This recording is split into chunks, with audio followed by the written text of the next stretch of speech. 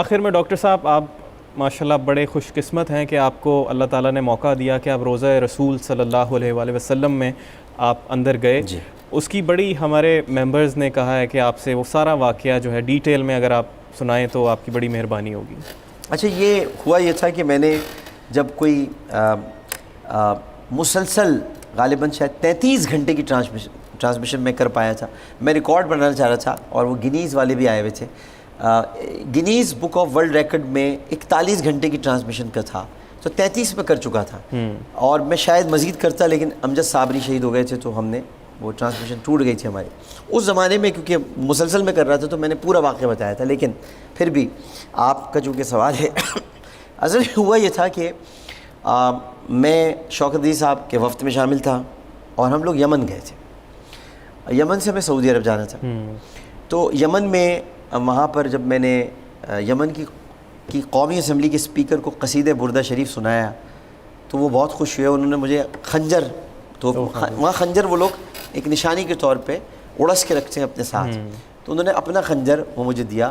تو شوکت عزیز نے مجھے بتایا کہ شوکت عزیز صاحب پوری دنیا گھوم چکے ہیں اور کئی جگہوں پر انہوں نے ان کا معاشی نظام درست کیا ہے کئی ممالک کا. تو مجھ سے کہنے لگے کہ تمہیں پتہ نہیں ہے یہ انہوں نے تمہیں بہت بڑا تحفہ دیا ہے. اچھا ٹھیک ہے چلو. میں کہنے لگے مجھے لگتا ہے تمہیں بڑے طائف ملیں گے ابھی. اور ہم لوگ پھر سعودی عرب چلے گئے. سعودی عرب میں شاہ عبداللہ بن عبدالعزیز رحمہ اللہ، اللہ تعالیٰ ان کی مغفرت فرمائے، سعودی کنگ تھے اور بہت اچھے انسان تھے.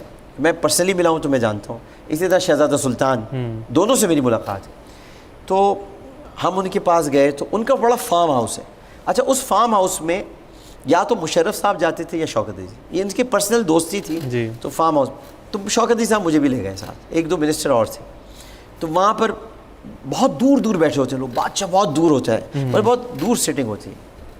میں نے وہیں سے یہ شوکت صاحب سے کہا بادشاہ سلامت سے کہیں کہ ہمارے لیے خانہ کعبہ کا دروازہ کھول دیں، خانہ کعبہ کا. تو خیر وہ کنگ نے دیکھا اور اس نے مسکرا کے انہوں نے بتایا کہ عربی ٹرانسلیٹر تھے ہمارے بحر اللہ ہزاروی صاحب، وہ آج حیات ہیں، وہ زبردست، وہی جاتے تھے، ان سے پوچھا جا سکتا ہے. بلکہ وہ آئے تھے ہمارے پروگرام میں، واقعہ انہوں نے بیان کیا تھا.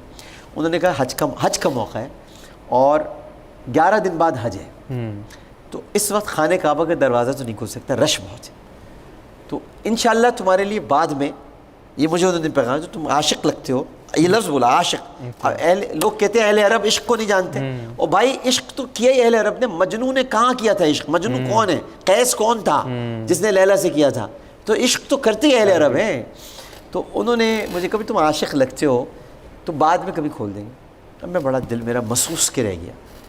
تو خیر شوکت عزیز نے مجھے بعد میں ڈانٹا کہ یار اس طرح تھوڑی بات کرتے ہیں اس وقت میں نے کبھی آپ تو آئے یہاں پہ اپنے چیمبر آف کامرس میں صبح چلے جائیں گے، ادھر چلے جائیں گے، ہمیں تو کچھ آتا نہیں ہے. یہ سیدھی سی بات ہے. مذہبی امور ہم جانتے ہیں. وہ ہماری ملاقات اوقاف کے منسٹر سے ہونے والی ہے، وہ حج کا کوٹا ووٹا پاکستانیوں کا سیٹ کرنا ہے. تو ایٹ لیسٹ ہم نے کہا بھائی یہ ہو جائے گا. کہہ رہے بھائی عمرہ ہو رہا ہے نا تمہارا؟ عمرہ ہم لوگ یہاں سے کرنے چلتے جب ریاض سے پھر عمرہ کرنے کے لیے گئے. عمرہ کیا. خیر عمرہ بہت اچھا ہوا ماشاءاللہ. عمرہ ہمارا انہوں نے اپنے گھیرے میں لے کے کرایا. پھر ہمیں انہوں نے اوپر لے گئے. یہ صفا محل کہلاتا ہے. صفا محل کے بالکل کھڑکی کے سامنے خانہ کعبہ نظر آتے ہیں. تو ہم نے وہاں دیکھ کے دعائیں کی. سب ہو گیا. تو میں نے شوکت عزیز صاحب سے کہا کہ دوبارہ کوشش کریں نا یہاں کسی سے کہنے لگے یار تم نے وہاں بات کر لی نہیں ہو سکا. این اسی وقت جو ہے شوکت عزیز صاحب کے پاس فون آیا. اچھا مطلب یہ این اس سے مراد ہے کہ بالکل اس ٹائم نہیں، اس کے کچھ دیر بعد ہم کیونکہ پرائم منسٹر الگ تھے، ہم ظاہر ہے کہ ہم منسٹرز تھے تو ہم الگ گاڑی میں تھے. تو ہم وہاں سے جدہ روانہ ہو گئے. جیسے ہم جدہ پہنچے اپنے اپنے ہوٹلز میں تو شوکت عزیز نے مجھے بلایا. اس کے بعد ان کے پاس گاڑی میں فون آیا تھا. کہنے لیں وہ تم نے کوئی دعا کی تھی وہاں پہ؟ اچھا بہت زبردست آدمی ہے شوکت عزیز. میں آپ کو بتاؤں بہت زبردست. شوکت عزیز کا یہ کوئی 117واں عمرہ تھا. اچھا جی 117واں 117. اچھا. اور شوکت عزیز صحیح جو ہے وہ بھاگ کے کرتے ہیں پوری. اچھا یہ لوگوں نے بھاگ کے پوری. اچھا اب ہر آدمی نہیں جانتا نا کسی کو، بس آپ نے برا کہنا ہے تو کہہ دیا. اس نے اتنے عمرے کیے ہیں. وہ صحیح پیدل کرتے ہی نہیں. مطلب جہاں بھاگنا ہوتا ہے یہ اس کو کہتے ہیں اخذر میلین. اس کے دوران جو ہے یہ یعنی سبز ہری لائٹ ہے اس کے درمیان وہاں بھاگنا ہوتا ہے. یہ پوری صحیح بھاگ کے کرتے ہیں. یہ کر چکے ہوتے ہیں اور ہم لوگ کر رہے ہوتے تھے. مطلب یہ ان کی پریکٹس تھی بھائی. تو کہہ لیں تم نے کوئی دعا وغیرہ کی تھی؟ میں نے کہا نہیں. کیوں کیا ہوا؟ کہہ لیں کہ بھائی وہ کنگ کی طرف سے میسج آیا ہے کہ بھائی وہ جو آپ کے ساتھ جو لڑکا تھا اور جس کی خواہش تھی تو وہ تو نہیں ہے، لیکن یہ کہ روضہ رسول کا استخارہ کروایا ہے. اچھا وہ روضہ رسول کا دروازہ ہر ایک کے لیے نہیں کھلتا، یہ اپنے ذہن میں رکھیے گا. خانہ کعبہ کا دروازہ تو ہر ہیڈ آف دی اسٹیٹ کے لیے کھلتا ہے. اچھا خانہ کعبہ کے اندر بھی ایک دروازہ ہے، وہ بھی میں وضاحت کر دوں، وہ باب التوبہ ہے. اچھا اس دروازے سے چھت پہ جایا جاتا ہے. جی وہ بھی کسی کے لیے نہیں کھلتا. وہ پاکستان میں اگر کسی کے لیے کھلا ہے اب تک تو وہ صرف مشرف صاحب کے لیے کھلا. مشرف صاحب چھت پہ گئے تھے، وہاں جا کے انہوں نے نعرے تکبیر بلند کیا تھا، نعرہ لگایا تھا. وہ چھت پہ جانے کا راستہ باب التوبہ کہلاتا ہے، چھوٹا سا ہے بالکل. تو انہوں نے مجھے کہا کہ بھائی وہ استخارہ ہو رہا ہے اور خانہ اچھا روضہ رسول کی جو چابیاں ہیں نا وہ 12 لوگوں کے پاس ہیں، 12 کلید بردار ہیں. 12 کلید بردار 12 قبائل میں تقسیم ہوئی. کیونکہ رسول اللہ نے صلی اللہ علیہ وسلم ایک انتہائی عادل ہستی تھے. لہٰذا ان کو جب غسل بھی دیا جا رہا تھا تو انہوں نے کہا تھا 7 کنوؤں سے مجھے غسل دیا جائے تاکہ اہل عرب میں کوئی جھگڑا نہ ہو، سب کے کنویں استعمال ہو جائیں. تو مطلب ایک کنواں آج بھی موجود ہے بیر غرس کے نام سے، ماں وہ تالا پڑا رہتا ہے، غرس کا کنواں تھا، اس سے زیادہ پانی لیا گیا تھا. اچھا. اور یہ اگر آپ کو یاد ہو حجر اسود کا واقعہ تو بھی آپ نے 4 قبیلوں کے سرداروں سے چادر کے کونے پکڑوائے تھے اور پھر حجر اسود خود نصب فرمایا تھا. تو آپ جھگڑا کبھی بھی نہیں چاہتے تھے. تو ہم تو اس کی امت میں سے ہیں جو کبھی جھگڑا کرنا ہی نہیں چاہتے تھے. تو آپ نے فرمایا کہ بھئی یہ سب. اسی طرح آپ کے روضے کی جو چابیاں ہیں کلید، جس کو کلید بردار جو کہا جاتا ہے، فاروق اعظم رضی اللہ تعالیٰ عنہ کے زمانے میں اس کو ایک باقاعدہ شکل دی گئی تھی. اور چونکہ ام المومنین سیدہ عائشہ صدیقہ رضی اللہ تعالیٰ عنہ وہاں رہا کرتی تھیں تو اس کو یہ نہیں کہا گیا تھا کہ کوئی سرکاری اس کو جگہ لے لیا جائے. لیکن فاروق اعظم کی شہادت کے بعد جب آپ نے ان سے ریکویسٹ کی تھی کہ میں اپنے دوستوں کے پاس آرام کرنا چاہتا ہوں، تو پہلے آپ نے مسترد فرما دی تھی یہ درخواست، کیونکہ آپ نے کہا تھا جگہ میں نے اپنے لیے رکھی ہے. تو آپ نے کہا ام المومنین نے منع کیا ہے تو منع کیا ہے، لیکن بیٹا جب میں انتقال کر جاؤں تو ایک مرتبہ پھر عائشہ سے پوچھ لینا، شاید وہ مجھے اندر آنے دیں. تو پھر دوبارہ حضرت عبداللہ ابن عمر نے ریکویسٹ کی تھی تو حضرت عمر کو وہاں لے جایا گیا. تو انہوں نے پھر چھوڑ دی تھی جگہ. اس کے بعد پھر وہ پردہ کرنے لگی تھی کہ بھئی اب عمر یہاں. تو حضرت عمر اور حضرت عثمان کے دور تک یہ اس کے بعد اس کو ایک درجہ دیا جانے لگا. تو حضرت عائشہ بھی چونکہ وہاں پھر نہیں رہا کرتی تھیں، پھر انہوں نے منتخب کر لیا تھا مدینے میں ایک گھر، تو اس کو تحویل میں لے تو اس کو پھر دروازہ بنایا گیا. پہلا دروازہ لگا تھا وہاں، تو اس کی پہلی چابی تھی. اس چابی کی 7 چابیاں بنوائی گئیں. اس کے بعد پھر مزید چابیاں بنوائی گئیں اور وہ 12 قبائل تھے جن میں تقسیم کی گئی. پھر نور الدین زنگی کے دور میں یہ چابیاں گھٹ کے جو ہیں وہ 7 رہ گئی تھیں دوبارہ سے. اچھا. نور الدین زنگی کے دور میں، یہ میں آپ کو اس لیے پوری ہسٹری بتا رہا ہوں تاکہ آپ کو سمجھ میں آئے. نور الدین زنگی کے دور میں 2 یہودیوں نے کوشش کی تھی کہ نبی کریم صلی اللہ علیہ وسلم کے روضہ اطہر تک پہنچ کے یعنی سرنگ بنا کر ہم جست خاکی وہاں سے نکال لیں اور یہ اعلان کر دیں کہ یہ تو خالی جگہ کو پوچھتے ہیں، یہاں تو آدمی نہیں ہے، کوئی کچھ ہے ہی نہیں، جست اطہر ہی نہیں ہے. نور الدین زنگی کے خواب میں نبی کریم صلی اللہ علیہ وسلم تشریف لائے، حلیہ بتایا، یہودیوں کی شکل بتائی، مکان بتایا پورا کہ یہ یہاں ہوں گے. انہوں نے پکڑ کے ان کو تو خیر قتل کرایا اور بعد میں اس پوری جگہ کو سیسا پلوا دیا. اتنا سیسا پلوایا زمین کے اندر تک، سلطان نور الدین زنگی اللہ تعالیٰ ان پر رحمتوں کی بارش کرے، اتنا سیسا پلوایا کہ اب کوئی وہاں جا ہی نہیں سکتا. اب سیسا پلائی ہوئی دیوار ہے چاروں طرف. اس کے بعد حضرت عبداللہ ابن زبیر رضی اللہ تعالیٰ عنہ کے زمانے میں جنہوں نے علم بغاوت بلند کیا تھا یزید کے خلاف اور ان کی حکومت کچھ عرصے قائم رہی مکہ اور مدینہ میں، تو انہوں نے اس کی چابیاں باقاعدہ بنوا کے، چونکہ عبداللہ ابن زبیر واحد صحابی تھے رضی اللہ تعالیٰ عنہ جن کو یہ پتہ تھا کہ ریاض الجنہ کہاں ہے، کیونکہ حضرت عائشہ نے ان کو بتایا تھا اور صرف حضرت عائشہ جانتی تھی. حضرت عائشہ کی کنیت ام زبیر ہے کیونکہ وہ حضرت عبداللہ ابن زبیر کو اپنی اولاد کی طرح پالتی تھی. جبھی رسول نے کہا کہ خالہ ماں کی جگہ ہوتی ہے کیونکہ حضرت عائشہ نے ان کو پالا تھا. اب انہوں نے یہ چابیاں بنوائی. یہ چابیاں میں اس لیے چابیاں کو بتا رہا ہوں، اب ان کے پاس یہ چابی ہیں، اب ان میں سے استخارہ ہو رہا ہے. استخارے کے لیے شوکت صاحب نے بتایا کہ تمہارا نام کیا ہے بھائی، اب تم دیکھو تم گناہ گار ہو یا کچھ، تو استخارے میں اگر آ گیا تو ہم سب چلیں گے. جمعے کا دن ہے، تیمور بھائی غور سے سنیے گا، جمعے کا دن ہے. جمعرات کو ہم لوگ ریاض جدہ سے نکل رہے ہیں. ٹھیک. جدہ ایئرپورٹ پر ہم پہنچتے ہیں. ہمارا اپنا پی آئی ہے, ہمارا طیارہ پاکستان کا, اس میں ہم لوگ بیٹھتے ہیں. ابھی کچھ ہمیں نہیں پتہ ہے. ہم وہاں سے اڑتے ہیں اور ہم کوئی 45 منٹ یا شاید 50 منٹ میں ہم مدینہ ایئرپورٹ پر پہنچ جاتے ہیں. مدینہ ایئرپورٹ پہ ہمارا طیارہ اترتا ہے. گورنر مدینہ ہمیں ریسیو کرتے ہیں. ریسیو کر کے ہمیں وی آئی پی ہال میں یا جو بھی ایریا ہے لاؤنج میں لے جاتے ہیں. وہاں ہم لوگ عربی قہوہ اور کھجور کھا رہے ہوتے ہیں کہ اچانک شوکت عزیز اٹھ کے میرے پاس آتے ہیں, میرا پرائم منسٹر اس وقت, اور میرے پاس آ کے کہتے ہیں کہ مبارک ہو, روزہ رسول کا دروازہ کھلے. سبحان اللہ. اس وقت میں رو پڑا. مطلب میں ابھی بھی اس کو ابھی یاد کر کے مجھے رونا ہے. میں اس وقت جب انہوں نے مجھے کہا تو میں رو پڑا. تو میں نے کہا کہ آپ مذاق سن کے, میں مذاق نہیں کر رہا, مجھے گورنر مدینہ نے کہا ہے. تو میں نے کہا بہت رش ہوگا, کیونکہ حج میں اب 4 دن باقی بچے تھے, 4 یا 5 دن. ٹھیک ہے, ہم چونکہ وہ ریاض ویاد بھی رہے تو کہ لیں نہیں بس آج. اچھا جب 4-5 دن رہتے ہیں نا تو جو حاجی ان کو پتہ ہے آخری قافلہ جا رہا ہوتا ہے مدینے سے مکے کی طرف, آخری کچھ دن, یہ 4 دنوں کے اندر نکلنا ہوتا ہے کیونکہ پھر یوم الترویہ آ جاتا ہے. تو اور جمعے کا مطلب یہ ہے کہ مسجد نبوی میں تل دھرنے کی جگہ نہیں. بالکل ٹھیک ہے. اور اب جانے والے, اور جب ہم وہاں سے, میں نے کہا کہ مگر میں تو ایسے نہیں جا سکتا, مطلب میں تو ایسے نہیں جا سکتا. یعنی کیوں کہ نہیں میں کپڑے بدلوں گا. میں نے کہا میں خریدوں گا کپڑے نئے. تو انہوں نے کہا یار اب یہ مت کرو, تم یہاں سے سیدھے جانا ہے, تمہارے بیگ میں کیا کیا ہے. میں نے کہا امی نے مجھے ایک جوڑا دلایا تھا جب وہ حیات تھیں. تو ظاہر ہے کہ امی کا میری 2005 میں انتقال ہو گیا تھا, تو میری والدہ نے مجھے جوڑا دلایا تھا. تو وہ میں اتفاق سے وائٹ کپڑے میں لے کے آیا تھا, وائٹ کلر کا تھا وہ. تو میں نے کہا میں وہ دھلا ہوا ہے بالکل, مطلب میں ویسے بھی کپڑے گندے نہیں تھے. میں نے کہا نہیں مگر میں وہ پہنوں گا. اب میری یہ ساری چیزیں نا, شوکت عزیز بھی دیکھ رہے تھے, شیرپاؤ صاحب تھے موجود, خسرو بختیار تھے, بہت سارے ہمارے وزراء تھے, خیال سے رضا حیات حراج بھی تھے, بہت سارے لوگ تھے. وہ دیکھ رہے تھے. تو خیر اس کے بعد میں نے اپنے کپڑے بدلے, فوراً وضو کیا, تیار ہو, خوشبو لگائی, اور میں نے کہا یہاں سے ہم اب میں نے کہا چلیں اٹھے. میں نے کہا چل رہے ہیں. اب جیسے جیسے ہم جا رہے تھے, اچھا میں ایک تو پہلی بار مدینہ ایئرپورٹ پہ اترا تھا, فرسٹ ٹائم. اس سے پہلے میں نے مدینہ ایئرپورٹ ہی نہیں دیکھا تھا.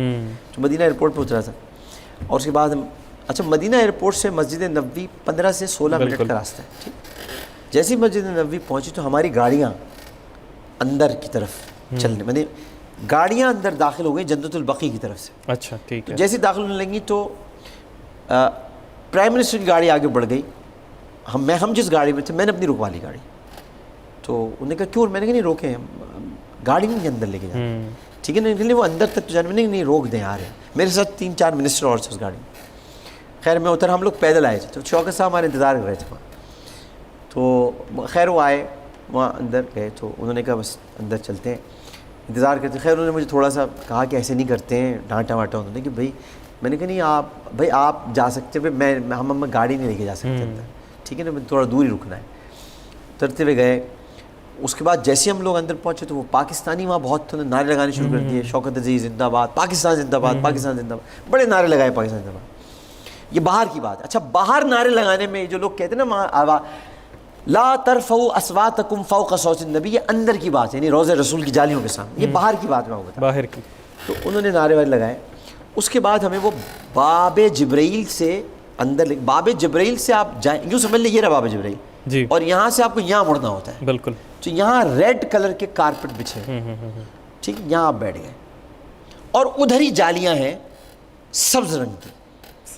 اب مجھے تو پتہ ہی نہیں تھا کہ یہاں سے جاتے ہیں. اچھا, میں سمجھتا تھا وہ سنہری جالیوں سے جاتے ہیں شاید معاذ شریف کے سامنے. بالکل. مجھے بھی تو نہیں پتہ تھا. وہاں میں بیٹھ گیا, روئے جا رہے ہیں, حالت عجیب ہے. تھوڑی دیر بعد ایک شخصیت ایسی آئی جو تھے تو حبشی, لیکن بہت حسین شخصیت تھے. مطلب ان کے چہرے کا جلال اور ان کی آنکھوں میں چمک اور ان کے چہرے کا نور یہ کہہ رہا تھا کہ کوئی معمولی آدمی نہیں ہے. تو مجھے بحر اللہ ہزاروی نے بتایا کہ یہ صاحب جو ہیں یہ صحرا میں رہتے ہیں اور ان کا تعلق قبیلہ خزرج سے ہے یا اوس سے تھا. یہ ان کلید برداروں میں سے ایک کلید بردار ہے. اچھا. اور چابی لے کے آئیں گے اور دروازہ کھلے گا. لیکن ہم لوگ پہلے نماز ظہر کی پڑھیں گے, یعنی جمعے کی نماز ہوئی, ہم نے نماز ادا کی, اس کے بعد دعا ہوئی, نمازی نکلنے لگے. اب ہم بے چین ہیں, ظاہر اس وقت پڑھنے کے لیے درود شریف کے سوا بھرپور عبادت اور کوئی نہیں تھی.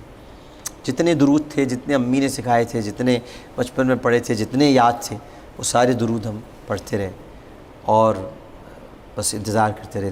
بار بار کنڈی پہ نگاہ پڑتی تھی جس پہ لکھا تھا قصیدہ بردہ شریف کا. میں قصیدہ بردہ شریف کا آپ کو اس لیے میں نے کہا, میں نے یمن میں پڑھا تھا قصیدہ بردہ شریف. بالکل. اب میں آپ کو اس سے یہ کنٹینیوٹی ملا رہا ہوں.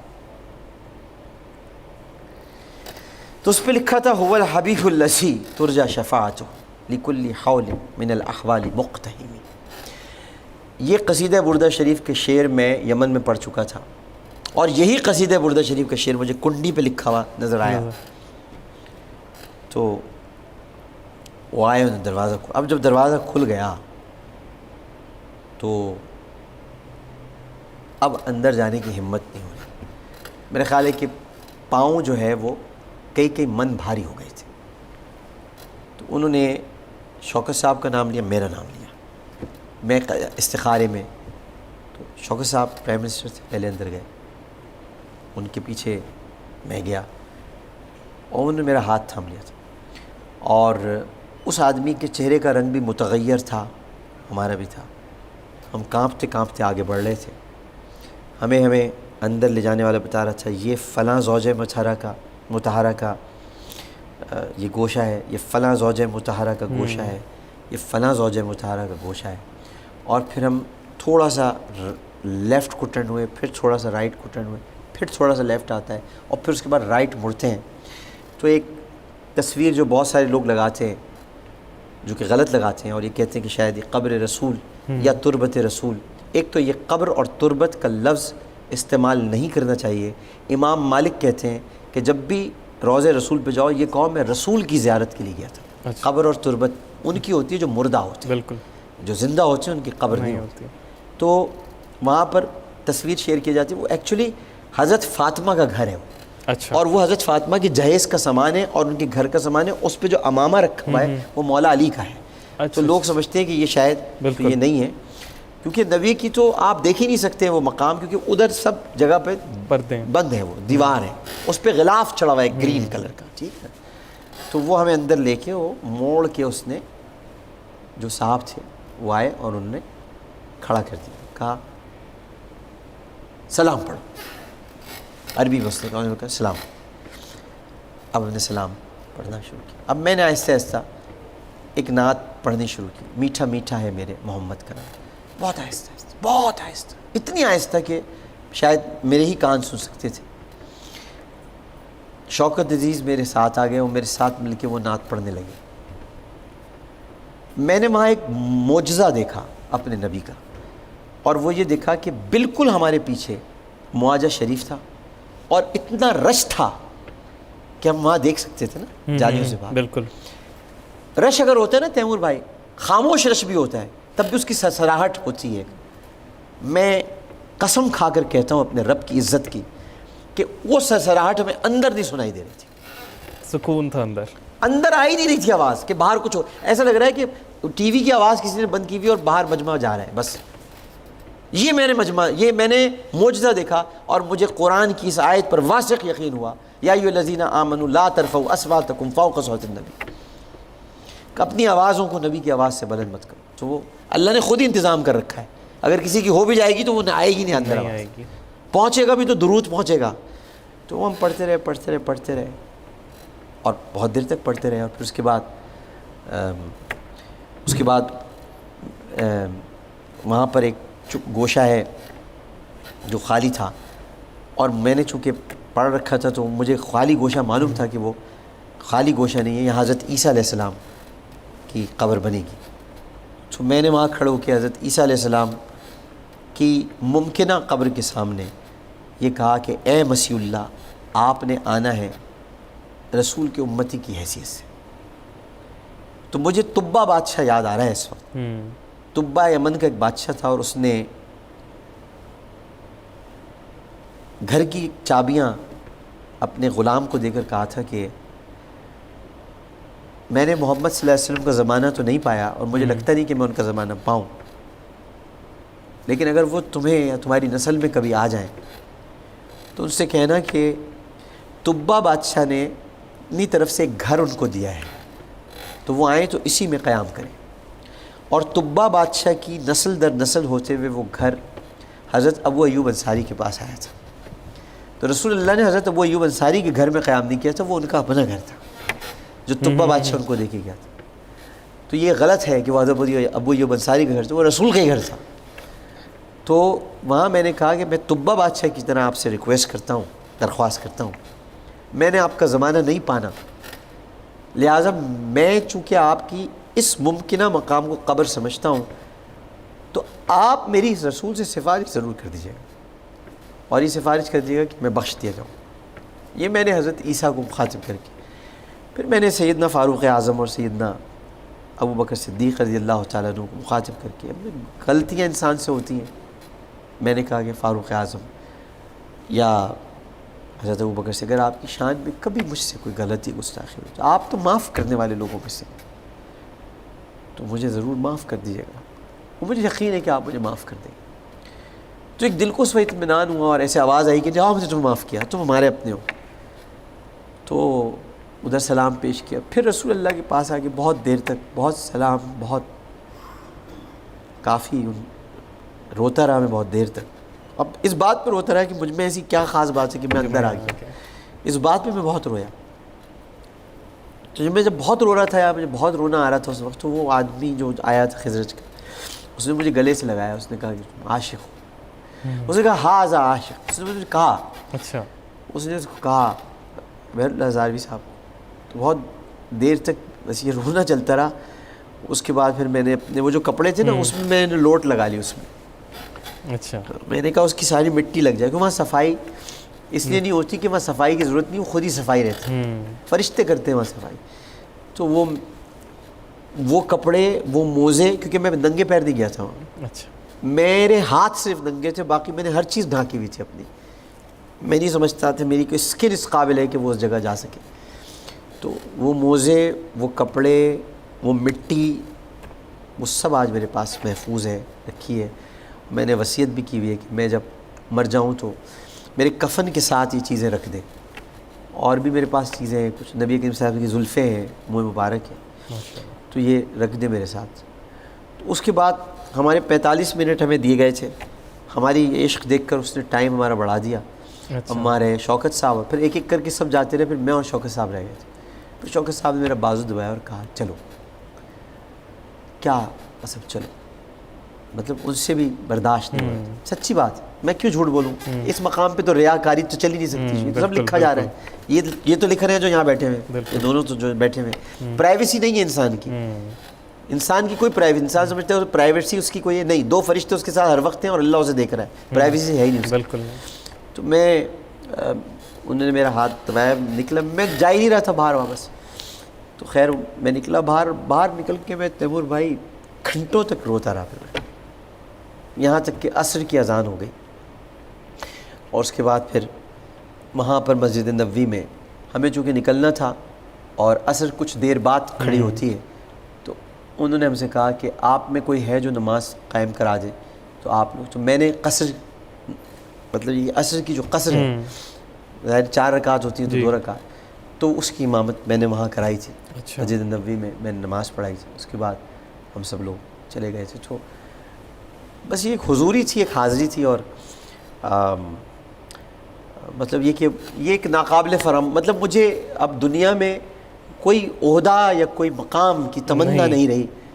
جب نبی نے اپنے گھر، دیکھیں نبی کعبے میں، تو کعبہ اللہ کا گھر ہے. ایک بات یاد رکھیے گا، اللہ کا گھر پرائیویسی نہیں ہوتی.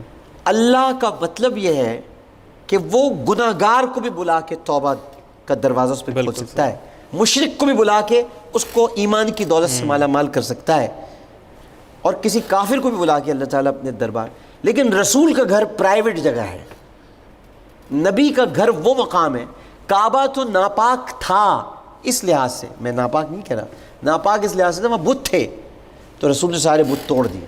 کعبے میں ابو جہل کے ناپاک قدم بھی گئے, ابو لہب کے ناپاک قدم بھی گئے, لیکن نبی کے گھر میں کبھی کسی ناپاک کے قدم ہی نہیں آئے ہی نہیں. تو یہ اس لحاظ سے افضل ہے. اور مدینہ اور مکے میں جب بھی افضلیت کی بات ہوتی تو ہمارے بزرگ کہتے ہیں نہ مکے کو فضیلت حاصل ہے نہ مدینے کو. فضیلت اسی مقام کو حاصل ہے جہاں رسول ہے. بالکل سے. مکہ اس وقت افضل تھا جب رسول تھے, مدینہ اس وقت افضل تھا جب رسول ہیں, اور رسول جب تک مدینے میں ہیں مدینہ مکے سے افضل ہے.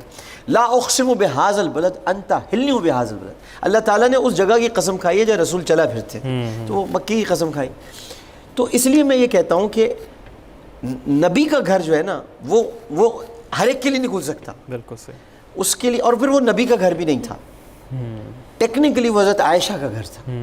اور ام المومنین کا حجرہ, حضرت عائشہ کے حجرے میں آپ چلے جائیں, یعنی حضرت عائشہ کی جگہ پہ آپ چلے جائیں, مطلب حضرت عائشہ نے آپ کو بلا لیا. سبحان اللہ. آپ تھوڑی دیر کے سوچیں کہ مطلب حضرت عائشہ بلا رہی ہیں آپ کو, یعنی وہ عورت جس کا پردہ دنیا کا عظیم پردہ ہے, جو حجر اسود کو بوسہ اس لیے دینے نہیں جاتی کہ وہاں بہت رش ہے, جس کے لیے اللہ تعالیٰ نے 10 آیات برات نازل کی ہوں, اس کے حجرے میں آپ داخل ہو جائیں اور وہاں جا کر آپ صلاۃ والسلام. میرے خیال ہے یہ زندگی کا ایک ایسا واقعہ ہے جو کبھی میں شاید یہی میری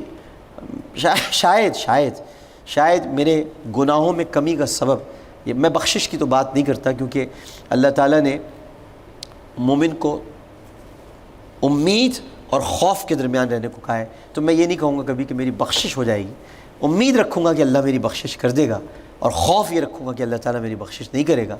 مجھے حضرت عمر فاروق کی راستے پہ چلنے میں بڑا مزہ آتا ہے کہ وہ کہتے تھے کہ میں ڈرتا ہوں اس شخص سے کہ جو آخر میں رہ جائے جہنم میں جانے سے, کہ کہیں وہ عمر نہ ہو. حالانکہ آپ تو اشر مبشرہ ہیں, آپ تو سب کچھ. تو بس یہ ایک واقعہ ہے, اس طرح سے یہ پیش آیا تھا. تو اسی خوبصورت نوٹ پہ اس پروگرام کا ہم اختتام کرتے ہیں. ڈاکٹر صاحب بہت شکریہ, آپ نے ہمارے لیے ٹائم نکالا, بہت شکریہ. بہت شکریہ. تو یہ تھے ڈاکٹر عامر لیاقت حسین. مجھے امید ہے آپ کو یہ شو بہت پسند آئے گا. اپنی فیڈ بیک ضرور دیجیے گا. مجھے اور میری یہاں سے ٹیم کو دیجیے اجازت. اللہ حافظ.